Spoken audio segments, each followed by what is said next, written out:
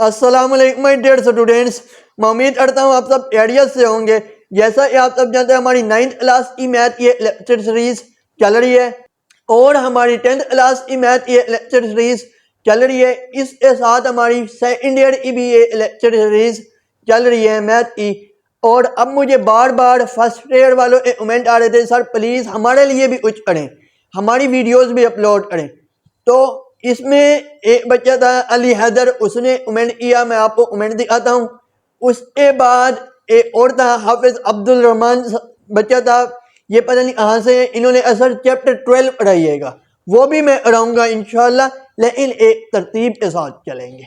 फिलहाल मैं आज आपको एक्सरसाइज 1.1 का first year according to new syllabus आज मैं पढ़ाऊँगा आपको। एक्सरसाइज 1.1 का क्वेश्चन नंबर 4 जो क्वेश्चन नंबर 1, 2, 3 मैंने ऑलरेडी आपको पढ़ा दिया है, वो मेरे यूट्यूब पे अपलोड है। अगर आपने नहीं देखी तो सबसे पहले वो देख लें।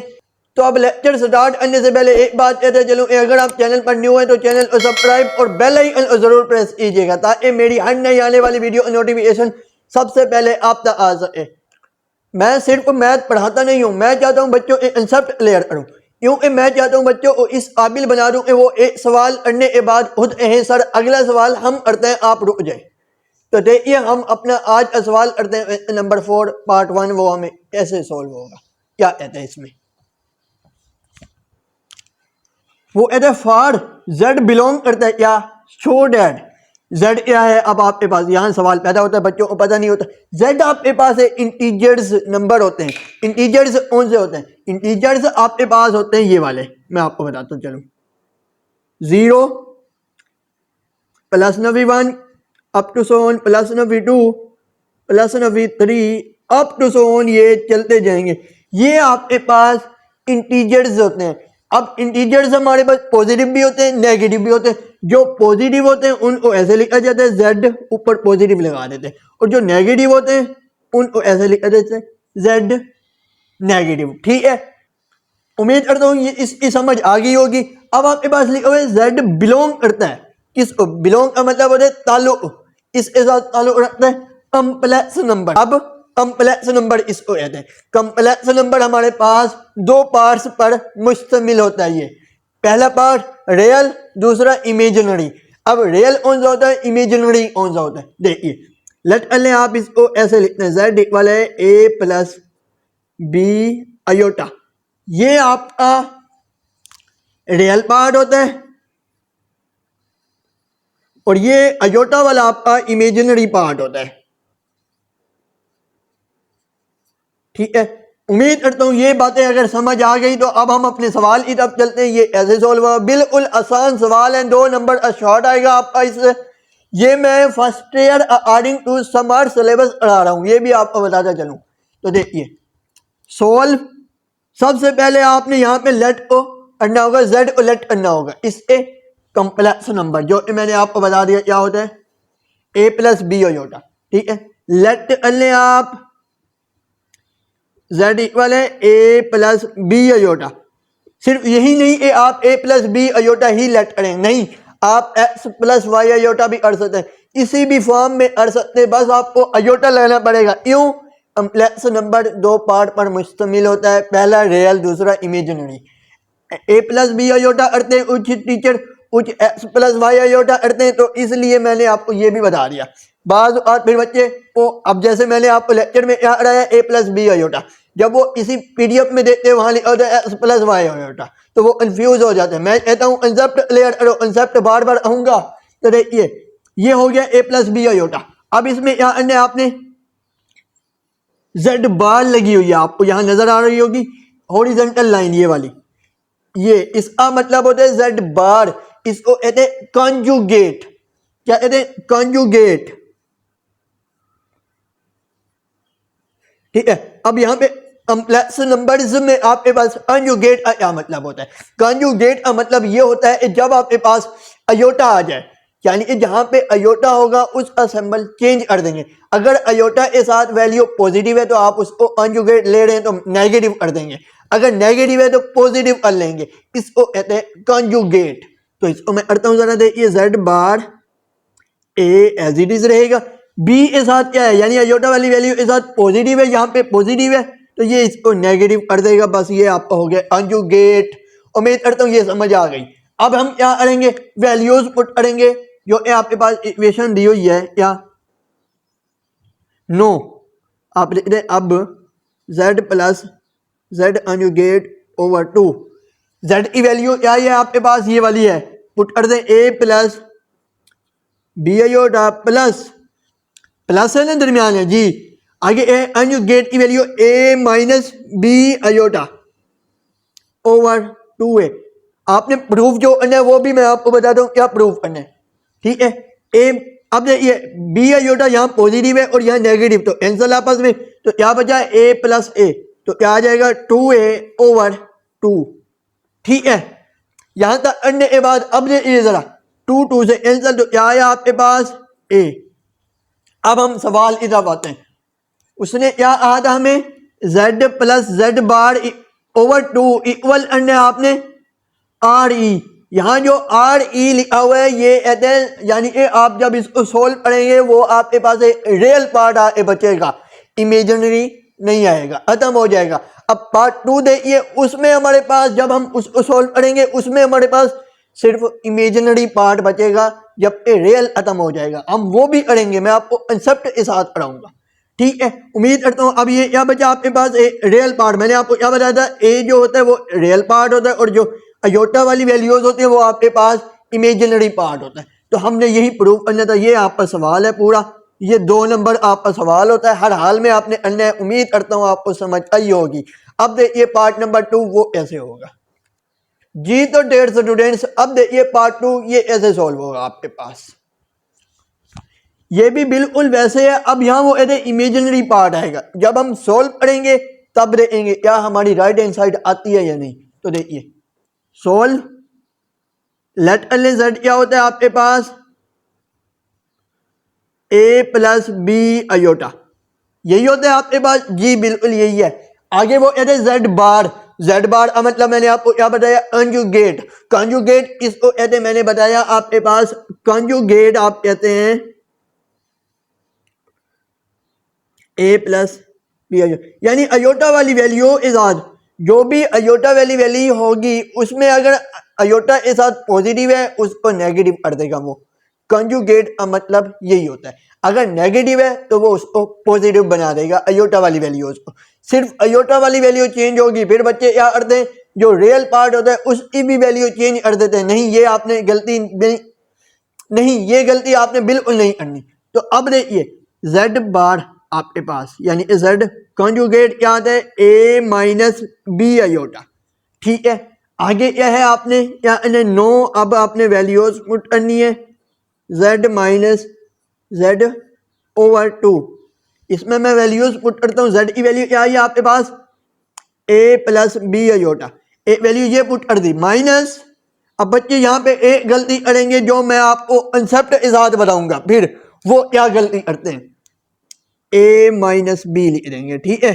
यानी ए z की वैल्यू लिख दी, उसके बाद z बार की वैल्यू लिख दी जो a माइनस बी है। अब यहाँ पे आपको एक बात बताता चलूँ, जब भी आपके पास कोई वैल्यू लिखनी हो और वैल्यू लिखने से पहले माइनस आ रहा हो, जैसे यहाँ आ रहा है आपके पास, तो आपने एक बात याद रखनी है, जब भी माइनस आ रहा हो तो आपने ब्रैकेट लगा लेनी है। क्यों लगानी है इसकी रीजन मैं बताता हूँ आपको, क्या क्यों लगानी है वो मैं आपको बताऊंगा। ओवर 2 इसलिए बतानी है ताकि आपकी कोई जमा नफी की गलती ना हो। मैथ में बेसिक मजबूत होना चाहिए आपका, ठीक है। छोटे छोटे गलतियां नहीं करनी चाहिए। बच्चों को 9th 10th के सवाल आते होते हैं, लेकिन वो माइनस जमा की गलती करके सवाल गलत कर बैठते हैं, जो बिल्कुल सही नहीं है। अब देखिए मैंने माइनस जब भी आया मैंने ब्रैकेट लगा के आपको समझाया, क्यों जरा देखिए आपके पास a जमा b अयोटा। अब आप अगर माइनस ना लगाते, यहाँ आपके पास क्या है, माइनस बी अयोटा है, तो माइनस बी अयोटा ही रहता है, ठीक है, जबकि ये गलत है। अब देखिए ये माइनस इससे मल्टीप्लाई होगा तो ये माइनस ए हो जाएगा। चलो अगर आप ना लगाते, ठीक है, फर्ज अल्ले ये नहीं लगे, तो माइनस ए तो ठीक लिखा होता है, जबकि माइनस बी जो है वो गलत लिखा गया है। तो अब देखिए माइनस और माइनस आपस में जरब होगा, क्या आ जाएगा, जमा यानी हो जाएगा माइनस और माइनस आपस में ज़रब हो तो आपके पास जमा आता है, ठीक है, ओवर 2 ठीक है। अब ये यहाँ आपके पास ए से कैंसिल तो बाकी क्या बचा 2b आयोटा ओवर 2 से कैंसिल तो क्या है आपके पास बाकी b आयोटा। क्या ये इमेजिनरी पार्ट बचा आपके पास? जी हाँ बिल्कुल इमेजिनरी पार्ट बचा ये आपके पास, ठीक है। तो यही आपका फाइनल आंसर है पार्ट 2 का।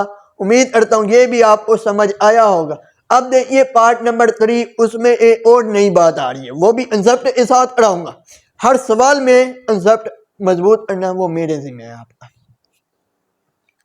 जी तो 150 स्टूडेंट्स, अब देखिए पार्ट नंबर 3 ये ऐसे होगा। ये भी बिल्कुल आसान है जैसे ये हमने पिछले सवाल किए, बस इसमें नई बात आती है, लेकिन वो मैं आपको बताऊंगा कंसेप्ट के साथ। मैं चाहता हूं बच्चे सिर्फ मैथ पढ़े नहीं बल्कि कंसेप्ट क्लियर करें, क्योंकि मेरा मकसद सिर्फ मैथ पढ़ाना नहीं, बच्चों को इस काबिल बनाना है वो एक सवाल देखने के बाद, एक सवाल समझने के बाद खुद कहें सर अगला सवाल हम खुद करते हैं, आप रुक जाएं। तो मैं इस काबिल आपको बनाना चाहता हूं। अब देखिए पार्ट नंबर 3 ये ऐसे सॉल्व होगा। वो जेड, ये जो आपको दो वर्टिकल लाइंस नजर आ रही होंगी, इसका मतलब क्या होता है? पहली बात ये, इसको हम मॉड्यूलस कहते हैं, पहली चीज। दूसरी आप इसको एब्सोल्यूट वैल्यू भी कहते हैं, मॉड्यूलस, एब्सोल्यूट वैल्यू, और फिजिक्स वाले इसको लेंथ के नाम से जानते होंगे, लेंथ फाइंड की जाती है, और मैग्नीट्यूड भी कहते हैं इसको, ठीक है। तो इसको क्या मतलब है? इसका मतलब ये होता है, इसका फार्मूला होता है जो मैं आपको बताऊंगा। देखिए सोल्व वो कहते हैं आपने z मॉड्यूलस एल लेना है, उसके बाद वो लेने के बाद फिर आप z और z बार का मतलब बार बार बता चुका हूँ आपको, कंजुगेट कहते हैं, ठीक है। यानी ए अयोटा वाली वैल्यूज को चेंज करता है, अगर पॉजिटिव हो तो नेगेटिव, नेगेटिव हो तो पॉजिटिव कर देता है, ठीक है। ये मैं आपको बार बार बता चुका हूँ। अब देखिए इसको सोल्व करते हैं। सबसे पहले वही लेट z क्या है आपके पास, a प्लस बी अयोटा, ये आपके पास एक z है, ठीक है। इसका फार्मूला होता है आपके पास एक मॉड्यूलस, जो मैं आपको इधर लिख देता हूँ, चलो फार्मूला मॉड्यूलस, कुछ भी सिंबल लगा लें आप, या ए का नाम दे दे, कुछ भी, वो इक्वल होता है आपके पास x r plus y r जजर एयर रूट। ये आपके पास एक मॉड्यूलस का फार्मूला होता है जो हम इधर यूज करेंगे। देखिए z मॉड्यूलस लेता हूँ, z का मॉड्यूलस क्या होगा यहाँ पे, ये आपके पास जो रियल पार्ट है ये x होगा और जो इमेजिनरी पार्ट है ये y होगा। देखिए a की वैल्यू यानी a स्क्वायर, x की वैल्यू a स्क्वायर जमा यानी a b स्क्वायर y, ठीक है, जजर आ गई। यानी x क्या है आपके पास, यहाँ a है और y है b है, मैंने वैल्यूज पुट की, ये आपके पास आ गया z बार। तो इसका मतलब वो कहते हैं आपने z मॉड्यूलस का स्क्वायर ले लेना, तो मैं क्या करूंगा, taking square on both side, square on both side, तो मैं लेता हूं याद है z a square plus b square, तो स्क्वायर रूट, स्क्वायर से कैंसिल, तो बाकी क्या बचता है आपके पास, a स्क्वायर जमा b स्क्वायर, जो कि आपके पास आ गया z मॉड्यूलस स्क्वायर इक्वल, ठीक है। ये आपके पास लेफ्ट हैंड साइड आई। अब हम राइट हैंड साइड को सॉल्व करते हैं, क्या ये इक्वल आती है या नहीं। राइट हैंड साइड आपके पास क्या है, जरा देखिए, राइट हैंड साइड क्या है, z डॉट z बार, इसको सॉल्व करते हैं। z क्या है आपके पास, जरा देखिए a प्लस बी अयोटा, पहली चीज। दूसरी क्या है, a माइनस बी अयोटा, बार मैं आपको बता चुका हूं कॉन्जुगेट इसको कहते हैं। आप अयोटा वाली वैल्यू का सिंबल चेंज कर देते हैं, अगर पॉजिटिव है मैंने नेगेटिव बना दिया, ठीक है। इसको मड यानी ए बार कहते हैं, यानी इसको कॉन्जुगेट कहते हैं। अब देखिए यहां हो गया, आगे आपके पास होता है इसको मल्टीप्लाई करने। मल्टीप्लाई तरीका मैंने आपको बिल्कुल आसान तरीका समझाया था, आपने पहले ये वैल्यूज ले लेनी होती है। कैसे, देखिए a ले लेना है, a की वैल्यू क्या है, a माइनस बी अयोटा, फिर आपने ये वैल्यू ले ली है प्लस बी अयोटा, क्या है आपके पास, a माइनस बी अयोटा। इनको अब आपने मल्टीप्लाई करना है। पहले आप इसकी बात करें तो याद है आपके पास ये a मल्टीप्लाई ए स्क्वायर, क्यों आएगा स्क्वायर? जिसके ऊपर कुछ ना उसके ऊपर 1 होता है। यहाँ ये a बेस है और ये पावर है, जब बेस सेम हो पावर ऐड हो जाती है। 9th वालों को पता होगा, मैंने उनको चैप्टर 2 में लॉगरिथम में लॉज ऑफ इंडाइसिस पढ़ाए थे। जब बेस सेम हो पावर ऐड हो जाएगी।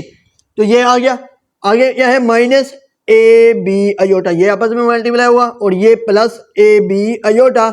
आगे आपके पास क्या आता है प्लस और माइनस आपस में मल्टीप्लाई हो तो क्या आ जाएगा माइनस, और ये बी और ये बी क्या हो जाएगा बी क्या है 1 है, इधर भी 1 है, तो बेस सेम पावर आपस में add B square.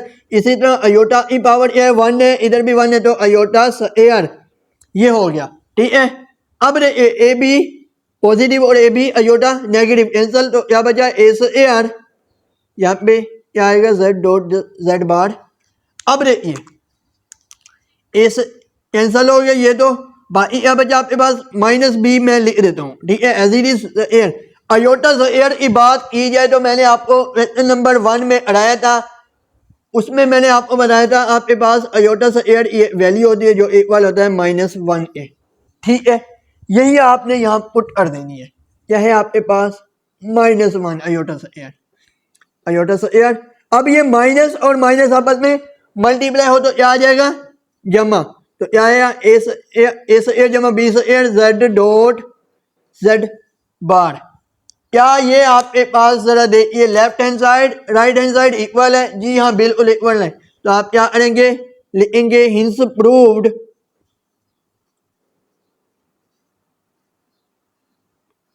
Hints proved Z bar is equal है आपके पास जेड डॉट जेड बार ए। ये आपका पार्ट नंबर 3 सॉल्व हुआ। यहाँ पे आपका क्वेश्चन नंबर 4 कंप्लीट होता है। तो ये था हमारा आज लेक्चर फर्स्ट ईयर के लिए। उम्मीद करता हूँ वीडियो अच्छी लगी होगी। वीडियो अच्छी लगी तो वीडियो को लाइक, चैनल को सब्सक्राइब और बेल आइकन को जरूर प्रेस कीजिए ताकि मेरी हर नई आने वाली वीडियो नोटिफिकेशन सबसे पहले आप तक आ सके। अस्सलाम वालेकुम।